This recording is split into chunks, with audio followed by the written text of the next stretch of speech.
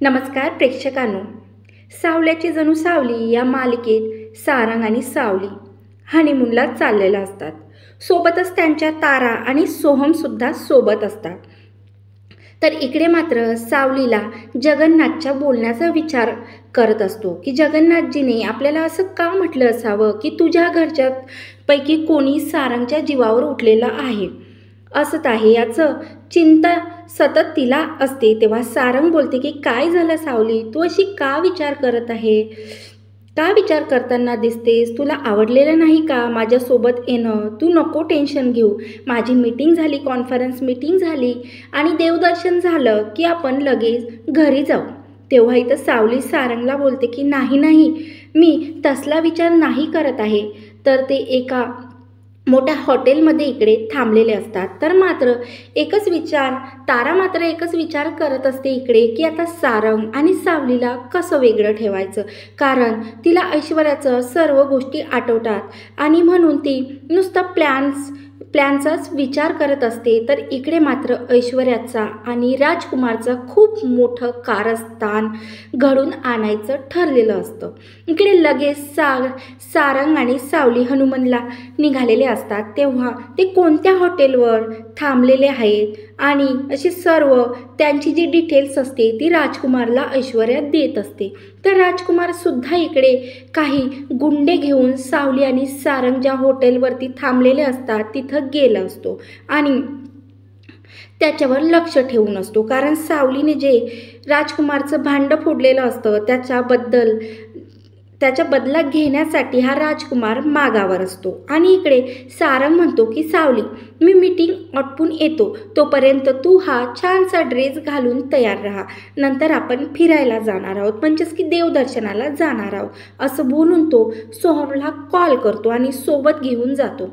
इकडे त्याच्या क्लायंटसोबत मीटिंग असते. तर क्लायंट हे आलेले असतात. तर सोहम आणि सारंग हा मीटिंग घेत असतो.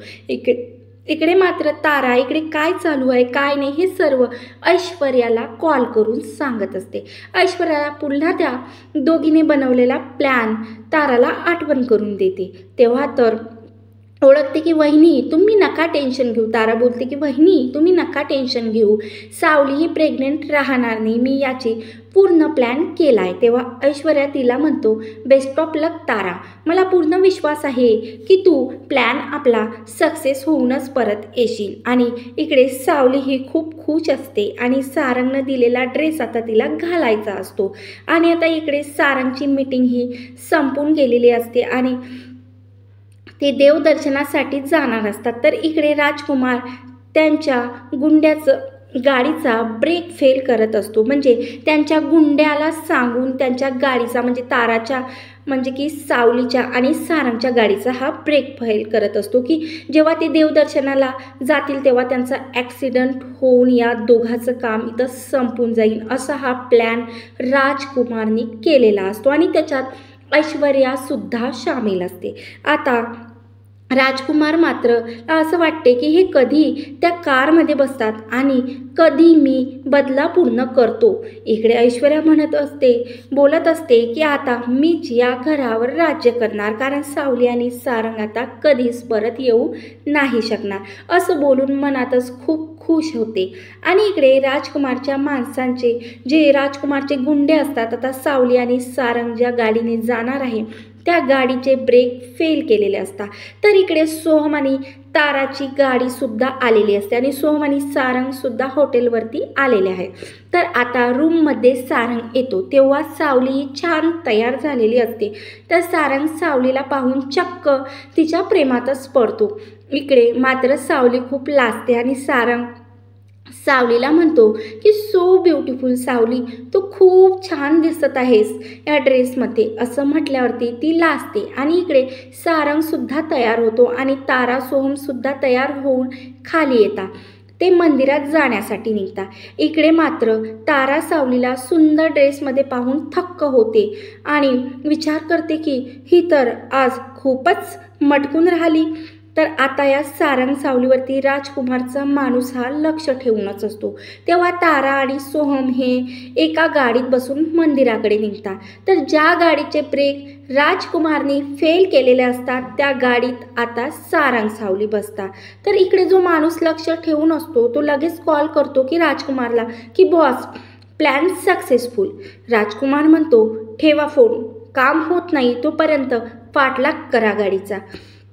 गुंड म्हणतो यस बॉस. आणि इकडे सारंग आणि सावली हे गाडी घेऊन घाटाच्या रस्त्याने निघतात, कारण ते जे मंदिर आहे ना ते घाटावर असतं आणि त्या इकडे निघतात आहे. इकडे गुंडसुद्धा त्याच्या मागावर असतात आणि आता सारंगला मध्येच एक गजऱ्याचं दुकान दिसते. तर सारंग हा सावलीसाठी गजरा घेण्यासाठी गाडी थांबवण्याचा प्रयत्न करतो. तेव्हा मात्र त्याला कळतं की गाडीचे ब्रेक हे फेल झालेले आहेत. तेव्हा मात्र सावली खूप घाबरते आणि सारंगलाही लक्षात येत नाही की आता नेमकं करावं काय. गाडीचे ब्रेक तर फेल झालेले आहेत. तेव्हा गाडी खूप फास्ट असते आणि गाडी थांबत नाही याचं टेन्शन आलेलं असतं सारंगला. तेव्हा सारंग कशीबशी गाडी खूप हँडल करून एका मोठ्या दगडाला लागते ती गाडी आणि इथंच हा एपिसोड पूर्ण होतो. तर प्रेक्षकांनो, उद्या धमाकेदार ट्विस्ट पाहण्यासाठी माझ्या चॅनलला सबस्क्राईब करा की आता जगन्नाथजीने जी भविष्यवाणी केली ती खरी ठरणार आहे का, हे आपण नेक्स्ट एपिसोडमध्ये पाहणार आहोत. व्हिडिओ आवडला तर लाईक करा, चॅनलवरती नवीन असाल तर सबस्क्राईब करा.